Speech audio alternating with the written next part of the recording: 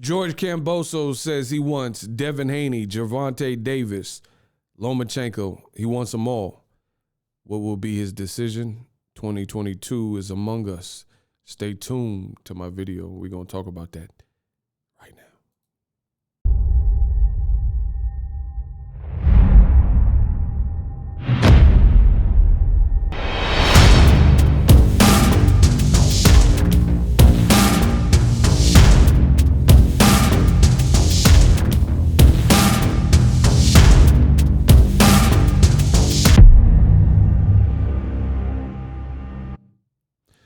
George Kambosos, what will he decide? That is the burning question that fans want to know.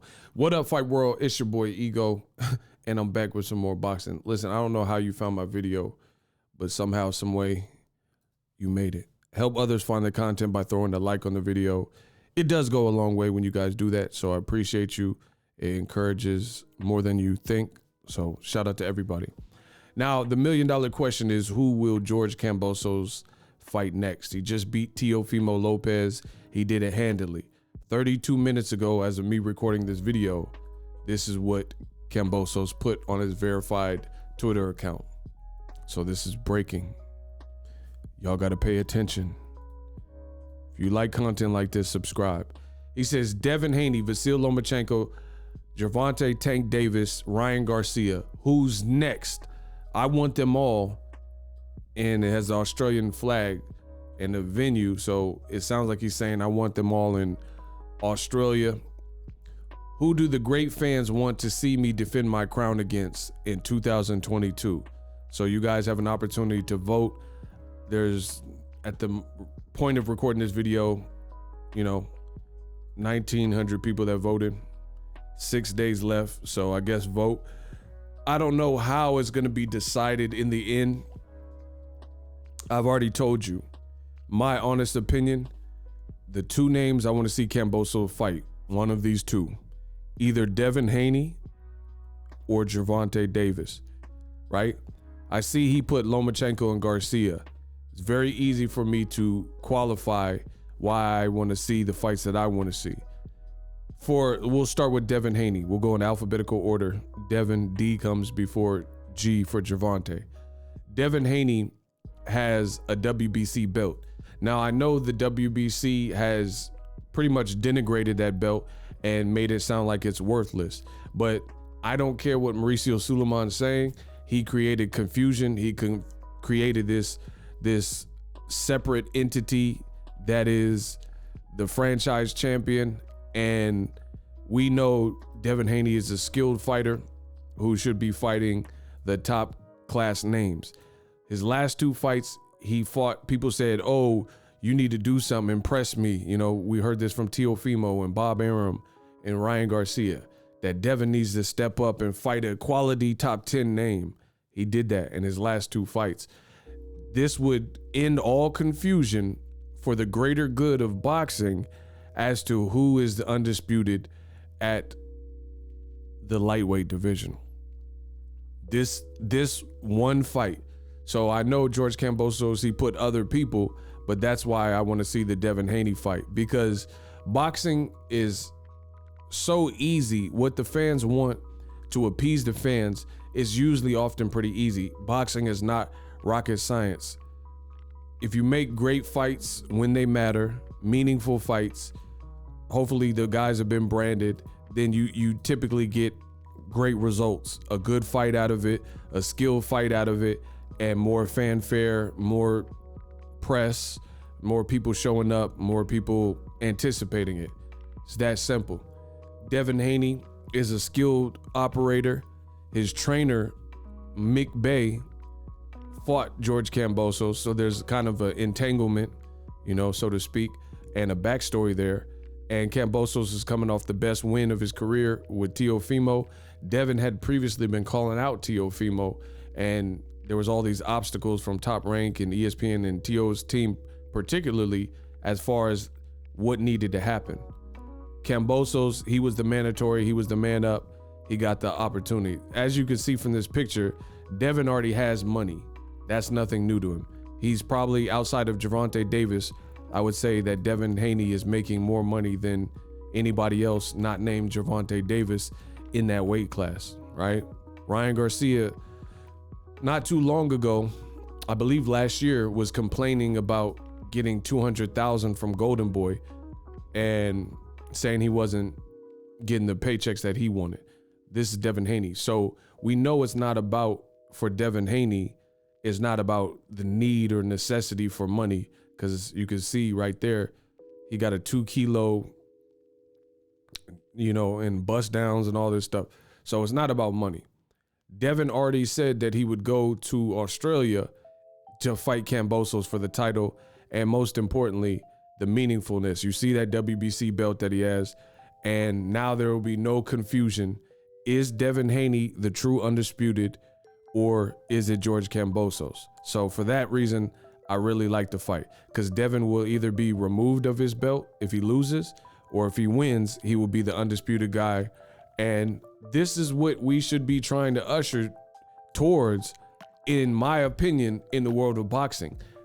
Clarity, divisional clarity, where you know who is who in boxing and the belt actually means something. Devin Haney Kambosos can do that. And that'll, for Devin's sake, that'll put him on 3 consecutive meaningful fights in a row with ranked guys. And this time would be a kind of a consolidation of the belt. The second person that I suggest that Kambosos fight, in my opinion, is Tank. This goes without saying. Tank is the most lit dude from 130 to 140. I think he makes the most money. He makes the most sense. So that's always a good business decision. And he can actually fight. LeBron James is showing up to his fights. As I just put up this picture, Meek Mill is saying run down. 629 likes. So Tank is so tapped in, it's not even funny. The culture is messing with him, etc. He's a great skill fighter, and fighting Tank is just big business. I can't say Floyd Mayweather, but he signed to Floyd Mayweather. But just the same way anybody would, of course, want to fight Floyd Mayweather, that's how it's becoming for Tank Davis. He's kind of getting that Mayweather effect, where in his generation, if you fight Tank, you're scoring a lottery ticket. What that also comes with is fighting and beating a Mayweather, you would be automatically catapulted. Like can you imagine if Robert Guerrero beat Floyd Mayweather? I mean, it would catapult his whole, he would be an instant, like damn near Hall of Famer. That's the Mayweather effect. Tank has like a baby Mayweather effect, where if you can beat him, you're immediately going to become a commodity in boxing and a force, just off of that one name, because of the glow he has around him. The reason I know this is, one, I've been in the game for a minute, but guys like Pitbull Cruz, as you see pictured here, he loses, and he should have lost to Tank Davis. Like, there was no robbery like some people were crying and complaining. And in a loss, people respected his performance enough, and they're like, oh, I'll check for his next fight. And that's how I feel. I like Pitbull Cruz before the Tank fight, so it's nothing new to me. But even in defeat to Tank Davis, which I do think he lost, he became lit and people started following him. The man went from 25,000 followers to like wherever he's at. I mean, I can check right now, but whatever Pitbull Cruz is at now, overnight. So now he has 177 off a loss to Tank. So look what it did to his profile. So can you imagine the event of a guy like George Kambosos, who has most of the belts, with the biggest name in those divisions, Tank Davis? It would just bring a lot of spotlight. Now, the reason the other people that Kambosos mentioned was Ryan Garcia. I'm not big on that fight. I don't reward bad behavior. Ryan Garcia has had a lot of mishaps in his recent career. He started off strong by weathering the storm in January of this year. This is the final Monday of 2021. And Ryan Garcia, after beating Luke Campbell, he fought in January, has done nothing except for talk online and speed bag challenges and cobra bag, reflex bag challenges and body shot challenges and pull out of fights and withdraw. Why on earth should he get Ryan Garcia? He didn't fight Devin Haney, and he was the mandatory for him.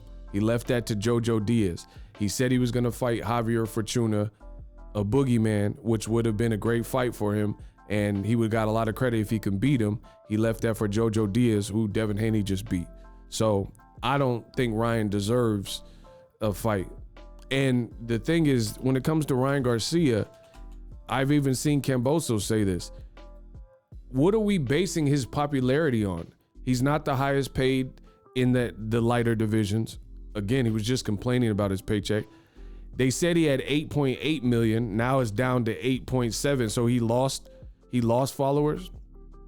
You know what I mean? He lost followers because before it said 8.8. So that goes to show and prove my point. If his numbers are dropping and he had more followers than he currently has, then that shows he's been inactive. Doing these videos, I mean, that's cool, but what does that do? You know what I mean? So I just don't think Ryan Garcia, I think he should work his way back into the mix, and you shouldn't be able to talk your way. And again, people are saying that he's so tapped in and his profile is huge. Based on what? What venue did he sell out and like put in a crazy amount of people never before done? Or what type of viewership numbers is he doing on DAZN? How many people even watched the Luke Campbell fight? I seen gaping holes in the audience at the Luke Campbell fight. So just because you have an Instagram following, I can't say that he's as big of a fight as some would claim. And then finally, Lomachenko. I think Lomachenko's a good fighter. He beat Nakatani and he beat Comey. But based on his last performance, he tried to showboat and thought he was Roy Jones versus Comey, and then he let his guy recover. And then the guy, Richard Comey, after badly being hurt, survives in a lackluster fight. So I really don't, I feel like Lomachenko had his little window, and now I'd rather see the young guys at it. And Lomachenko doesn't even have 20 fights, and he already has 2 losses, right? That he hasn't avenged either one of them. And his name is not like ringing bells, and he's probably 33 years old. So I don't really think the Lomachenko and Kambosos fight is that big. I'd rather see Kambosos undefeated, Gervonta undefeated, Devin Haney undefeated, you know, even Ryan Garcia. I'm not even fronting, even though I just told you that I don't think Ryan Garcia deserves the fight per se. I still would rather see the fresh blood duke it out as opposed to Lomachenko. Because Lomachenko, like I said, he's good, he's skilled, but his fights and events aren't really earth-shattering. Vito Milnicki did like 3 million views on Christmas and did higher numbers than Lomachenko versus Comey, and he's supposed to be the Matrix, and you know they said he was so I just don't think overall it's a huge fight like that. And if Kambosos is demanding the fight in Australia, Lomachenko versus Kambosos in Australia, I think is probably the weakest fight in terms of anticipation. Like, you got to understand, these are also events. It's like sport, but it's also events. You know what I mean? And styles make fight. I think more the magnitude of Gervonta versus Kambosos or Devin Haney if he went to Australia. Now, this is the thing I will say in closing. It sounds like George Kambosos really wants the fight to be in Australia, and he feels he's earned that, and I can't tell him how to feel. However, all the names have pretty much said they would be willing to travel to Australia except for Gervonta Davis. Now, this is not coming from Tank Davis's team, but based on what I've told you earlier, in feeling Tank is the A-side guy, I don't know that Mayweather Promotions or Tank's team would send him to Australia because it doesn't really make sense. He's bringing LeBron James out in LA.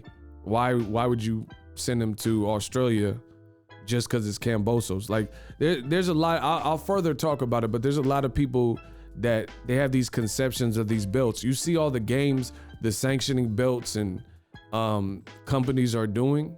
So it's becoming the point where, like, Jake Paul, he just made his own belt. He doesn't have like a sanctioning body belt, but people were still entertained by the knockout or some of his other events. You see what I'm saying? So We're really getting away from the belts dictating everything.